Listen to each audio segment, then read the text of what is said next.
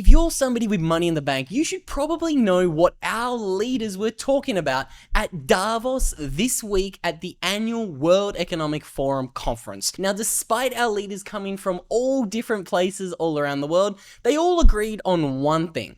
They want to steal your money and limit what you can say online. Now, I know that sounds a little bit crazy, but let's listen into this first clip from Canada's leader.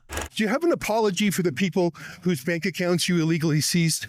Are you still happy about it? Standing up for Canadians. So you're confirming that accounts have been frozen. Are you still happy about it? Standing up for Canadians. Are you proud of breaking the law?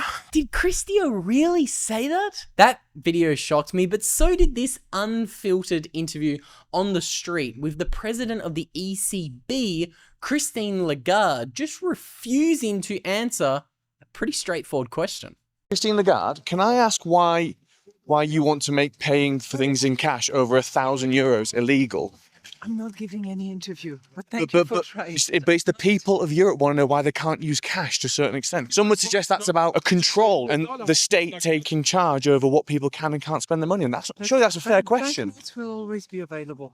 We're working on this, and we will continue working on making sure that that's available for people. But do you still believe... End of the story. Now, Christine Lagarde was a little bit more guarded with her responses in that unfiltered street interview, but Larry Fink, the new CEO of the World Economic Forum, well, he was less guarded. He was very straightforward in this interview here. We hear all about the elites. And how does that play out in an age of populism?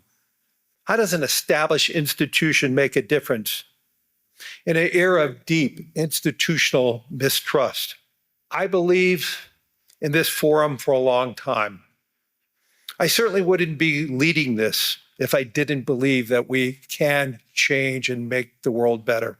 Fink openly said, nobody trusts the elites anymore. And can you blame him? I mean, look at the leader of France, Emmanuel Macron. I can't believe Emmanuel Macron actually went to the conference in aviator sunglasses. But with all jokes aside, we've got a lot to cover because this conference, it was very different to previous World Economic Forum conferences. Now, I think this dashboard is the best visualization that helps to explain what Larry Fink was just talking about in his keynote speech. People are losing trust, which is why you're seeing more millionaires leave the UK than any other country, including China, mind you. And I think this is one of the key themes that I stumbled across in the 30 or so hours that I've spent looking at and watching all of these World Economic Forum speeches, keynotes, and Orwellian panels this week, okay? I'm going to try to summarize everything I've seen this week, but not only talk about the craziness, I want to actually give you guys some solutions, because I know a lot of people, they just really spread noise when it comes to the World Economic Forum and Klaus Schwab and Larry Fink, and I get it, but, you know, we're not going to touch on the conspiracy theories today. I want to keep you guys clued into what actually matters. And I think, again, this dashboard visualizes the loss in trust better than any other dashboard. Again, I will remind you, on the 14th, 3 days before the World Economic Forum conference officially started, the WEF released their global risk reports, and they talked about some of the biggest risks in the world, and this is what they think is the second biggest risk to human civilization right now in 2026. And geoeconomic confrontation actually stays at the very top, but it's followed closely by mis and disinformation and then societal polarization. But following pretty closely behind is, again, mis and disinformation, because you've got, for example, mis and disinformation as one of the key additional risks. And as technology advances, as the risks from deep fakes, for example, rise, and we looked at this a couple of years ago, what that means, for example, for elections, you're starting to see there that mis and disinformation is growing and fueling the fire of societal polarization. An erosion of trust through mis or disinformation. And I think this millionaire migration that we're seeing accelerating today in 2026 is one of the core reasons why the slogan of this World Economic Forum conference is a spirit of dialogue. They know that they've lost trust. They know that they're losing the grip on control. This is why the country's seeing the fastest outflow of wealth, capital, and millionaires are the same countries talking about imposing holding limits on digital money, and these are the same countries racing to advance digital IDs, and they're the same countries writing frameworks titled Executing a Bail-in, which come with this pretty little 4-step framework where they lay out exactly how they would bail in a depositor. That means freeze someone's savings. That is, of course, all happening in the UK, the one country that's seen the most amount of wealth leaving the country. Now, again, I do want to talk a little bit more about digital money and the threat of CBDCs and digital IDs that will be coming to a country near you a little bit later on in the video. The other big theme I want to talk about while we're still talking about the loss of trust is this graphic of trust on the individual standpoint. The little guys, the little millionaires, the everyday person, they're protesting all around the world. They're leaving their home countries. Again, I left Australia 5 years ago because I did not think that the world would be getting better. I didn't think it would get this crazy this fast, but we have all lost trust in our governments, our institutions, whether that's because of safety or cost of living, or simply because I know that I cannot store capital in money anymore without the government debasing that money. But I think another big theme was there is now a fracturing in what they're calling the New World Order. And I think this chart here best explains what all of the leaders are talking about. It inadvertently created the conditions for what would become a truly global order. Act now, on land, in the air, at the sea, to build a new global order. And build a new world order. So before I address the elephant in the room, let me talk about what I think the New World Order is and how I think this chart explains our current world order. So this chart here, it tracks the economic center of the world. So the part of the world that holds the most amount of wealth, that is where this little dot on the globe represents. Now, what's really interesting about this chart, we can see for thousands of years, the economic mass, it was in Eurasia. Either China or Europe dominated the world until America said, adios, hasta luego, I'm out of here. In the 1770s, we saw the Declaration of Independence, and then we saw all of the most innovative technology and wealth created in America. This is why that economic mass, it shifted so dramatically westward in the 1800s and in the 1900s. Now, what I think all of these leaders are talking about when they say New World Order is they want the economic mass to go from the west to the east, back to Europe. And again, they want to build up China. There's a reason why all of these European countries have been so obsessed with wind, solar, and renewable technology. It helps China and China helps Europe. Again, I think the signal here is we're watching an economic reset, and it's very clear between the years of 1944 and 2022, the world was globalizing. There was increased cooperation. We were building up Southeast Asia and China. And this global order between 1944 and 2022, it started breaking apart post 2008, after that global financial crisis, and we entered an era of deglobalization. And I think it was really less than 10 years ago, did America realize what was actually happening? And they realized that globalization does not benefit them. It benefits Europe. This is why the European Union launched their own currency in the year 2000. They wanted to be a competitor to the US dollar. They wanted to take global reserve currency status away from the US dollar. And I know that sounds like a big, bold claim. And again, this economic history, this is very important to have the context to understand what these elites are talking about, especially the European Commissioner, Ursula von der Leyen, in this clip here. The world may be very different today, without any question. But I believe the lesson is very much the same. That geopolitical shocks can and must serve as an opportunity for Europe. Geopolitical shocks can and must serve as an opportunity for Europe. She said the quiet parts out loud. And the decision to delink the US dollar from gold. In an instant, the foundations of the Bretton Woods system and the entire global economic order set up after the war effectively collapsed. Battle lines for a new world order based on power. Everything that's come out of Davos since 1971, when the World Economic Forum was created by Klaus Schwab, it's all been about trying to transfer power from America to Europe. And this is why American leaders, in the past 5 years in particular, are now starting to wake up and push back against Davos.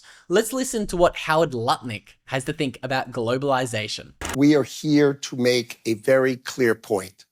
Globalization has failed the West and the United States of America. It's a failed policy. It is what the WEF has stood for, okay? And so that is a different way of thinking. It is completely different than the WEF. I viewed the WEF as not a flagpole in the middle, but in fact, they are the flag. Whichever way the wind blew, so it blew. You should have solar, you should have wind. Why are you going to do solar and wind? Why would Europe agree to be net zero in 2030 when they don't make a battery? They don't make a battery. So if they go 2030, they are deciding to be subservient to China, who makes the batteries. Howard Lutnick wasn't the only big vocal figure from America making very bold statements at this conference. I want to talk about Trump more in a moment, but I think these three charts showing how the economic power is shifting, this is all of the signal you need to be focused on.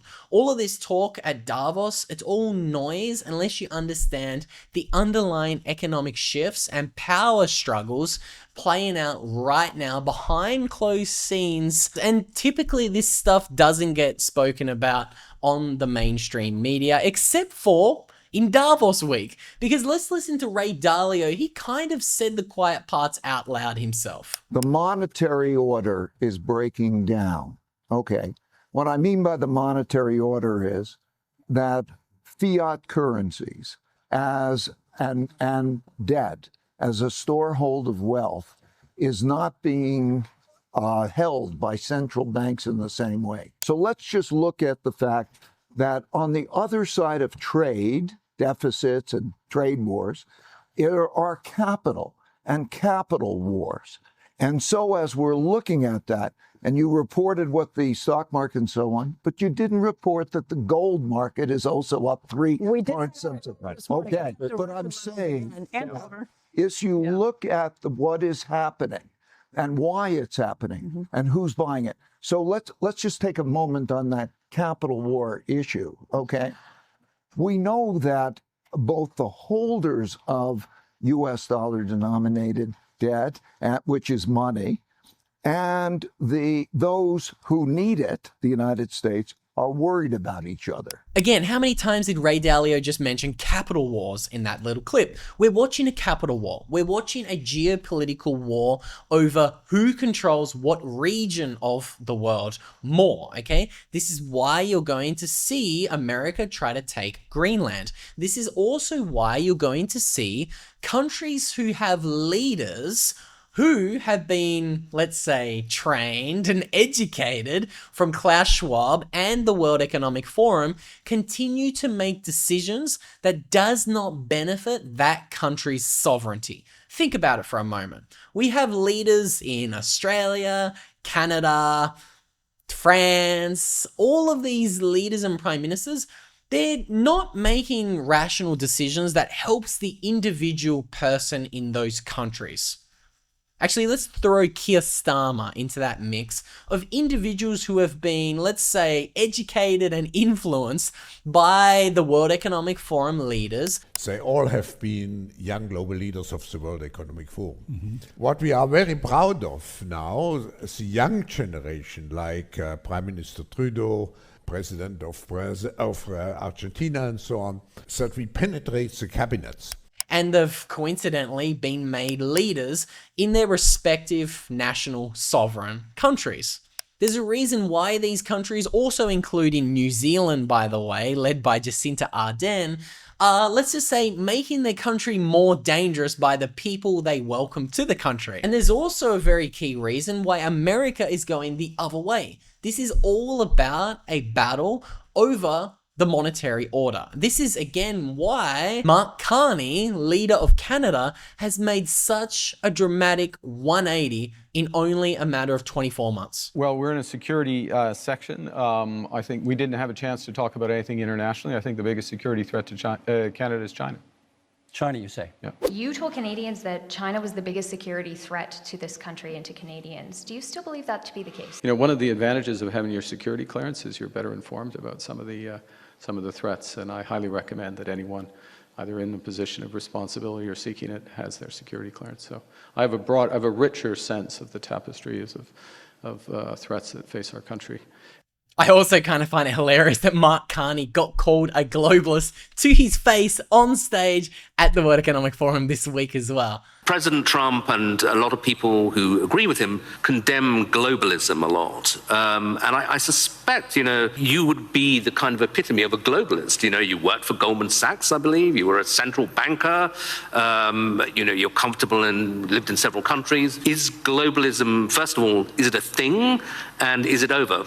I think, look, being detached from where you live and the broader needs of society, there is an epithet for that. I don't know that the G word is the one. I think it's clear. I think all of these globalists, including Mark Carney, they're battling over the monetary order right now. Again, I don't think it's a coincidence that they're freaking out and accelerating their push to create digital IDs and digital money and CBDCs at the same time that gold and silver just did something that they very rarely do, and that is double in less than 12 months.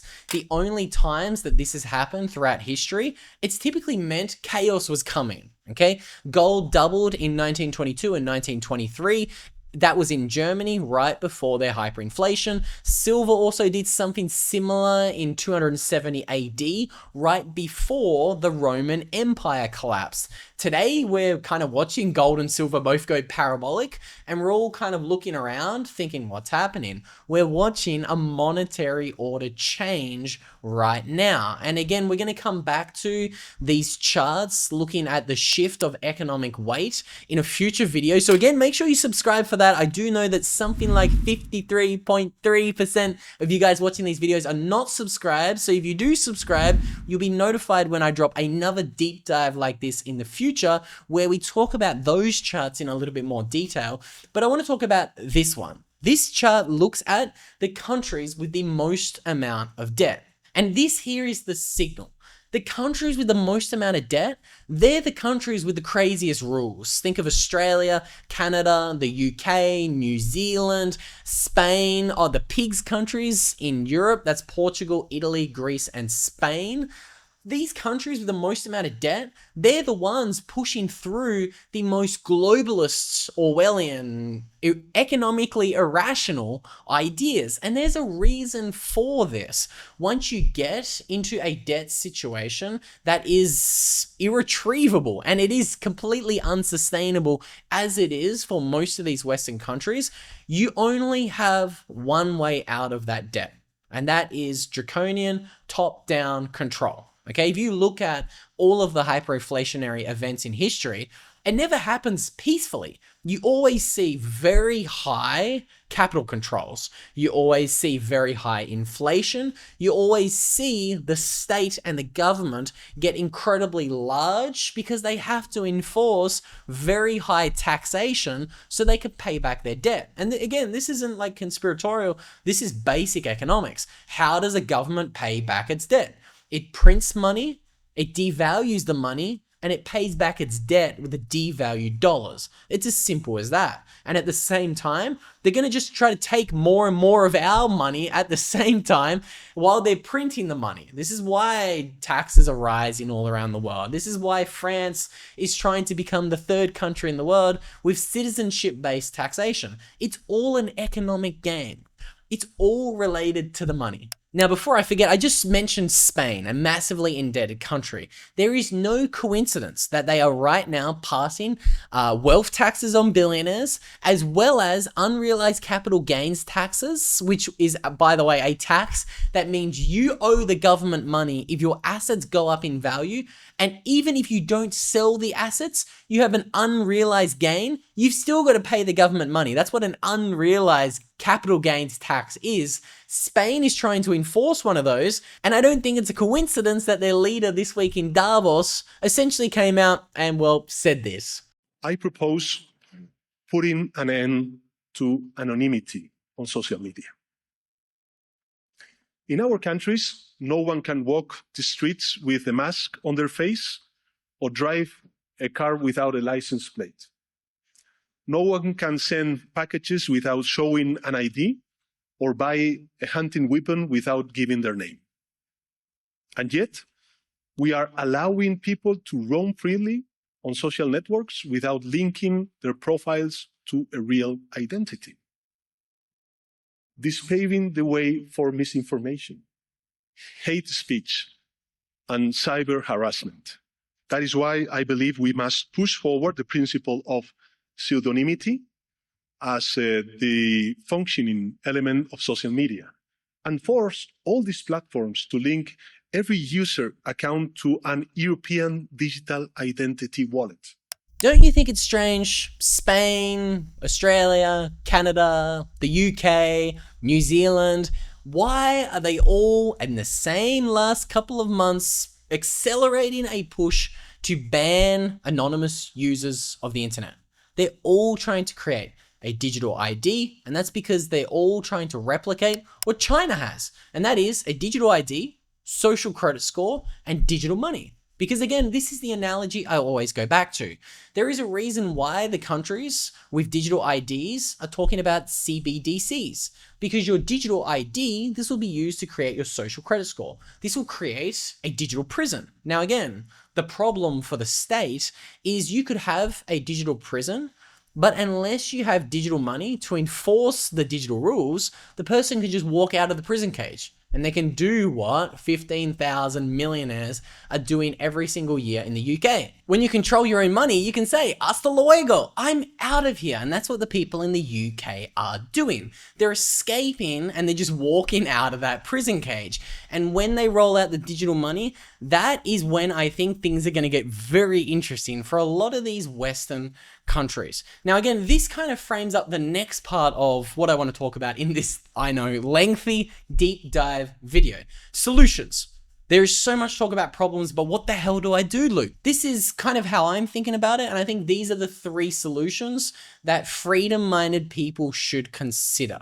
If you are someone who wants to pass wealth down onto your kids or grandkids, or if you are someone who simply wants to say what you feel and think, you need solutions, especially in an environment where all of our governments are accelerating their push to come after your money. The first thing you need is you need to have access over your money. So again, gold and silver, great options to have wealth outside the system. But unless you hold that in your own custody, it's not a viable solution. It's as simple as that. Okay, this is obviously why I talk so much about digital gold, and that is, of course, Bitcoin. I think Bitcoin's a great option, but only if you hold it in a way that your government doesn't know you own it.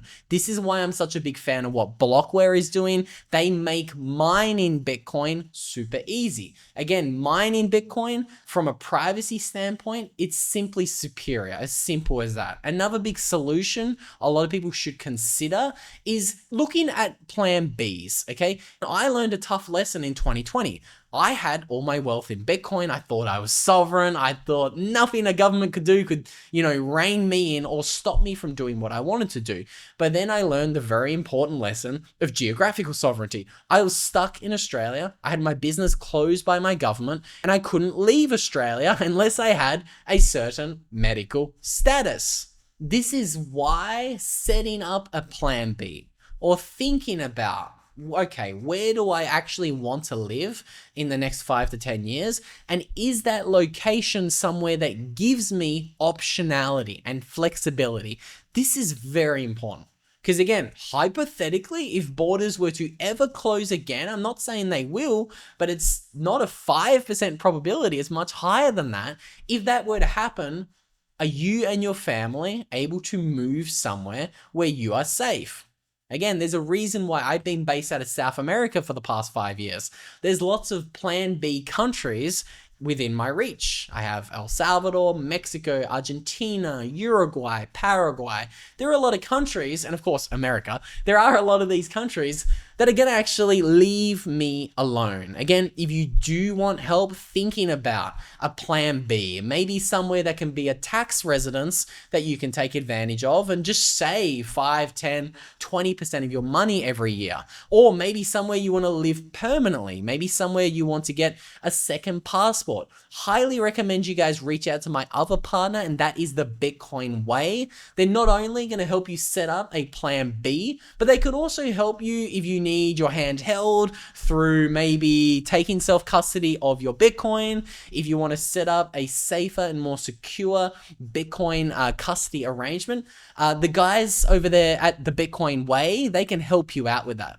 Learning how to hold your Bitcoin in a sovereign way, it's essential, especially when we have institutions like BlackRock holding 4% of the Bitcoin supply. And they're very open about the fact that hypothetically, if there was a hard fork, BlackRock is under no obligation to choose the most economic chain of Bitcoin. Again, I don't want to get too technical with you guys, but all that says is if somebody were to try to change the rules of Bitcoin, BlackRock is going to do whatever BlackRock wants to do. And if you're someone with Bitcoin held at BlackRock, hoping that they're going to give you your Bitcoin back one day, I got bad news to tell you, okay? I don't think you're going to be able to get it back, which is why I am so focused on the sovereignty that hard money can provide you. Which is why I'm continually telling you guys to take your Bitcoin custody more seriously, okay? Now is the time you need to do that, because I think this monetary transition, it's going to get more interesting. I think this week at DAVOS, it was certainly an eye-opening event. Let's say that. It was a lot more confirmation that we are living in extraordinary times. And you know how the quote goes? There is decades where nothing happens, and then there are days where decades happen. Watching Europe and America enter this massive trade battle and trade war. Again, I'll remind you guys, literally minutes after Donald Trump spoke on stage in his keynote presentation at the World Economic Forum, Europe comes out immediately and threatens massive sanctions and the end of trade deals with America. And the markets are whipsawing. Markets are more volatile than ever before, which is why taking control of your own wealth is an absolute necessity in these increasingly volatile times. And I think just being aware that the times are going to get even more increasingly volatile, that is probably going to provide you guys with hopefully a lot more sanity. Again, it's very easy to get caught up with the noise and all of the doomerism coming out of the World Economic Forum. I mean, Bill Gates saying wild things about global health. It's scary, but again, it's comical when you remind yourself what our friend Bill was saying 10 years ago on his very own YouTube channel, mind you. Every summer, I try to do a little extra reading. How to Lie with Statistics by Daryl Huff. How does the quote go? We all know they're lying. They all know that we know that they're lying. At this point, it is very clear, which is why I think the World Economic Forum chose the slogan, a spirit of dialogue, for this year's conference. They know that we know that they're lying. It's obvious. It's blatant. And I think it is the rise of independent media that has global institutions like the World Economic Forum freaking out right now. They're concerned. They know that we are winning and they are losing. And that is what gives me hope, okay? I think the curtain is well and truly being pulled down. And we can all see the wizard. We can see the Wizard of Oz. I think it's obvious at this stage. That's what gives me hope. I really do think we are winning. If you want to see another one of my deep dives on the World Economic Forum, I'll put a link to that video somewhere around there, where I covered all of the events on day 1 and day 2 in a lot more detail. I know I've been blabbing for 40 minutes. I'm going to end this one here. I'm going to say thank you so much for watching. Subscribe if you want to be notified for another one of my deep dives. And I'll see you all in the next one.